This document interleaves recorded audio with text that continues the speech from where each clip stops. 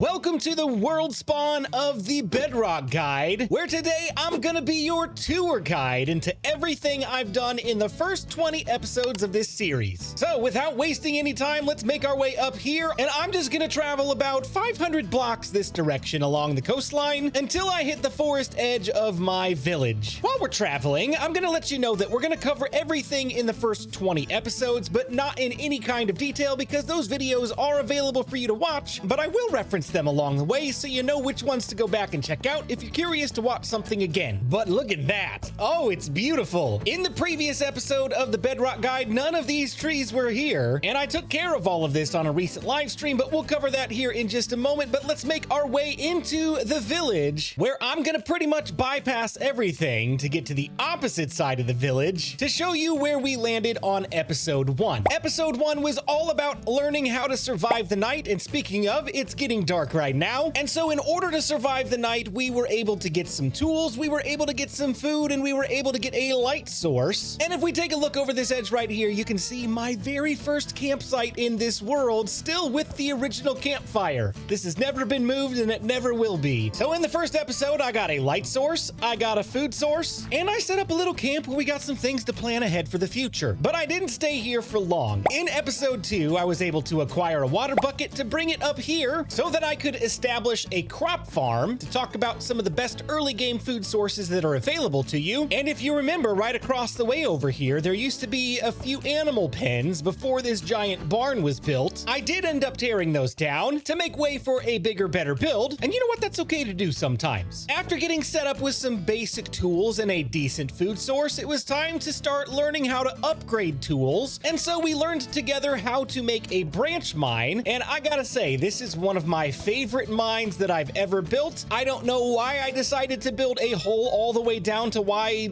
level negative 52 or 54 or whatever it is down there, but I did it without diamond tools. It was a really bad idea, but it was so much fun on a live stream. If you were there, let me know in the comments. But in episode 3, we learned a few different methods on how to find iron and pretty much every ore in the game, but we really didn't focus a whole lot on diamonds until episode 5. After learning about ores and how to find them, I decided it was time to stop sleeping on the ground, and so I built myself a house. The house was spread apart across 2 different episodes as well. Episode 4, I built the exterior and the interior, including the upstairs where my bedroom is, and I still absolutely love this thing. This is my wardrobe. You can open it up and find my first set of gear, which reminds me, I'm going to release this as a world download to my patrons and YouTube members as a thank you for supporting the series. If you want the world download to check out for yourself, be sure to sign up for one of those too. Otherwise, at the end of the season, I'll probably release a world download for everybody. But in the meantime, if you're a patron or a YouTube member, feel free to enjoy and explore. So yes, in here, I've got my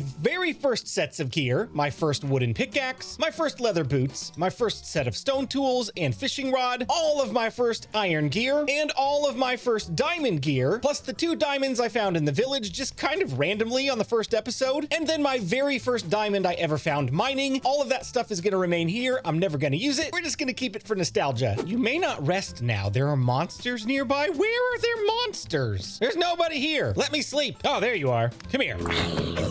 Get off my lawn. Ah, much better. During episode 6, I did a little house expansion project and built myself a basement that actually cut off right here at this wall. But that episode was all about storage hacks and figuring out the early game organizational structure so that it wouldn't be impossible to find the things you need when it's time to go building or exploring. After episode 6, we took a break from the house and made our way across the field. And yes, this was a field. There was no river here before. Over to the coastline where I built an AFK fishing farm. And if we take a look on the inside here, this farm is officially broken. I mentioned this a while back, but when they made the change to allow items to go inside of decorated pots, this farm officially broke, and I can no longer use this for AFK fishing. I could probably figure out another solution for this at some point, but it's not really worth it because we don't really need it anymore. So I'm just gonna leave this here for nostalgia's sake, and if I ever find need of it in the future, we can either rebuild it or build a new one entirely. Also during that episode, I ended up building this little fishing dock down here, which I have used extensively just to relax and fish off of here, and also to get into my boats and go out to the AFK fish farm, which we will cover here in a few minutes. Over the course of episode 8 through 11,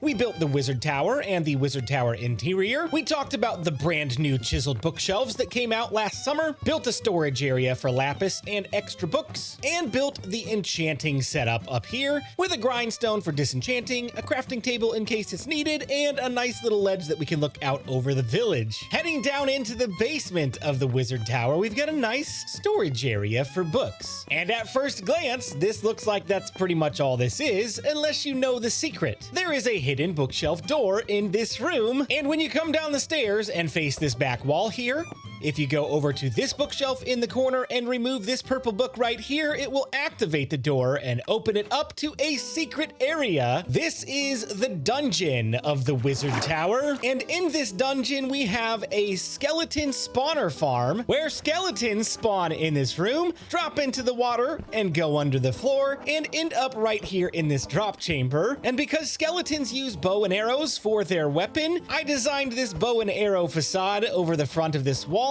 to make it look like they're dropping down into the tip of the arrow. Down here, I've got a storage area, and it is not sorted at all. It's just full of junk. The bones are the most important part of this entire farm. And the last thing I want to show you in this room is the nether portal that has cracked through the wall of these little prison cells. And I'll go in there and explore that here in a little bit because I've got a really cool farm in there that I want to show you. But before I do, let's head back over to the house where I moved on to the next project after finishing the wizard tower and its interior. And that was to bust out this back wall and start working on this room, which is the potion brewing room, complete with a full menu of a few of the most popular early game potions that you would need, including this one right here, fire resistance. Hugely important when you're going to explore the nether, especially if you're me. I've got a small nether wart farm here in the basement, and all of my excess nether wart is stored in this barrel. I don't think I'm ever gonna run out. I've got supplies stored in this barrel that we can use in this brewing stand. Water bottles right here with a place to refill them. This is an infinite water source, so it will never run out. And then up this ladder, I've got the entrance to my tower, and up at the top of the tower is storage for potions. After I finished the brewing episode, I spent some time outside in the dark hunting down zombie villagers so that I could cure him into a villager and employ him as a librarian in order to get mending on all of my gear, except for my bow, of course. That is reserved for infinity, but here he is, Felix.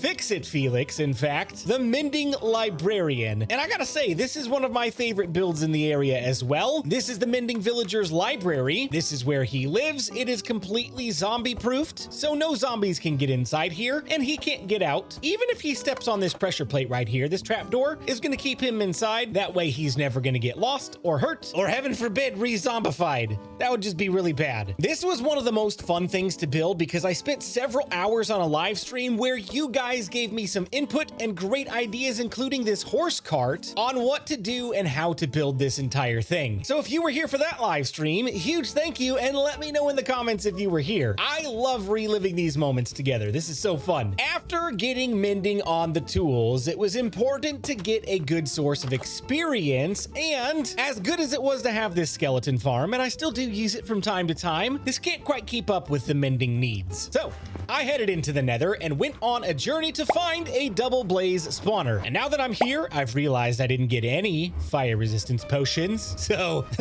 let's not do this. Let's head back.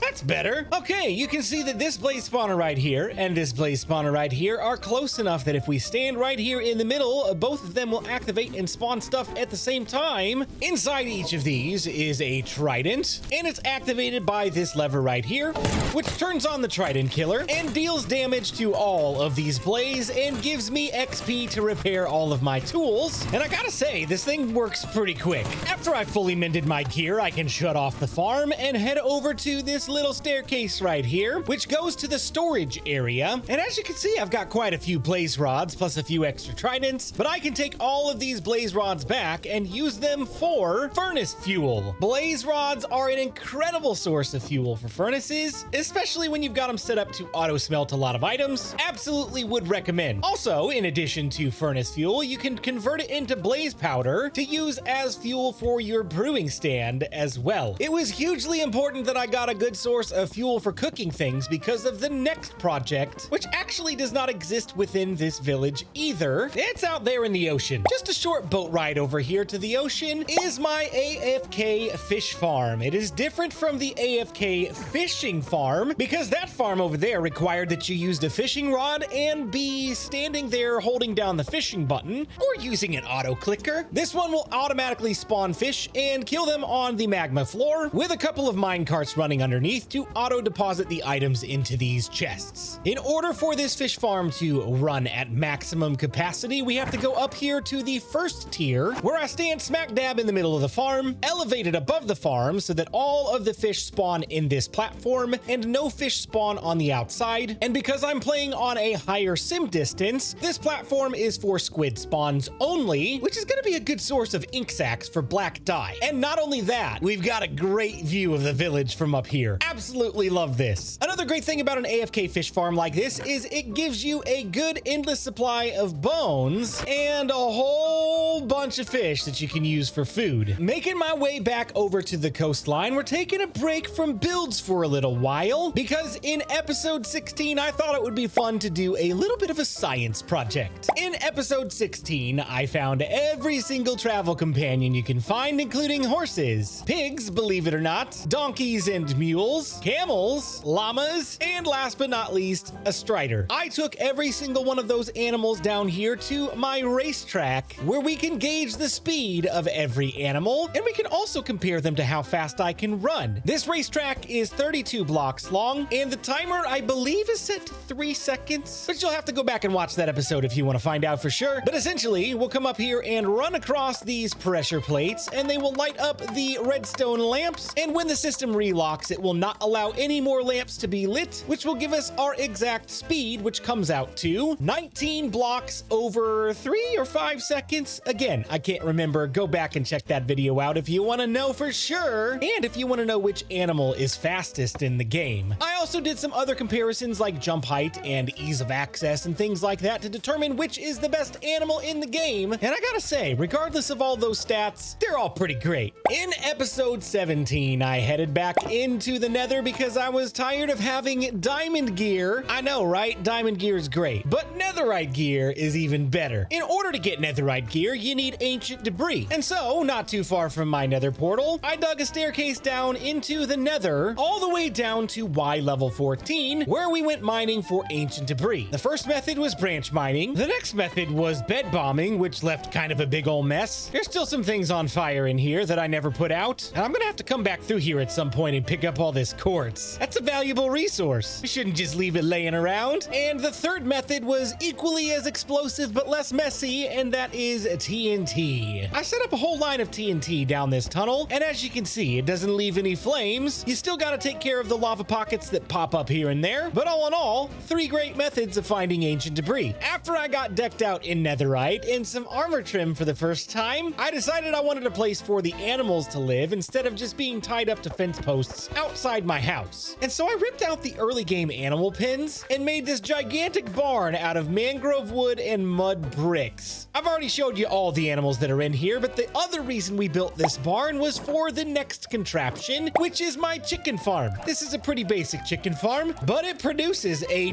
ton of chicken. I'm not gonna run out of food for a while. As I've been working in the area to finish up the pace, this chicken farm is always active, and so it's always laying eggs, always growing chickens, always cooking chickens, and so I've got a steady supply of food coming in without having to do any work. That's the best thing about Minecraft, right? Is setting things up so you don't have to work anymore. Everybody loves that. And speaking of automation, that brings us to the next thing, which is my lumber mill. Looks can be a little deceiving on this one because it looks like it would be something for logs and trees. I've even got a full storage area for all the different types of wood in the game and a giant saw that's chopping up logs like that. But this isn't actually a tree farm, but it still is a wood farm of sorts. Welcome to the bamboo farm. With the flip of a lever, we can turn this contraption on and start mining bamboo instantly, and it goes pretty fast, I'm not gonna lie. This is a ton of bamboo. Not only will this work while this lever is activated, but when we deactivate it, the observer over here will wait for bamboo right here to grow, and it will break any bamboo that's grown in the meantime and deposit it into the chests as well. And I've had a few comments on that video saying a few people have had issues building this. It is very important that if you build this, you build it exactly how I built it in the order that I built it, because this circuitry right here, the passive switch, can easily get locked into a state where it will not do anything regardless of whether the farm is on or off. So when your farm is off, if this redstone up here is lit, you've done something wrong and you need to break it and rebuild it. All of this stuff is pretty self-explanatory. This switch right here is the only thing that's a little bit tricky. So if you have trouble with it, just go back and rewatch that tutorial or hit me up on Discord in my Discord server. I'm happy to answer some questions in the Discord server, or if I'm not available, our mod team is pretty great as well. And that brings us to the great outdoors, where it is currently raining and ruining the view. Why would you do this to me, Minecraft? Why? That's much better. In episode 20, it was time to call it a day on the starter base because we have pretty much everything we need to do anything we want in this world.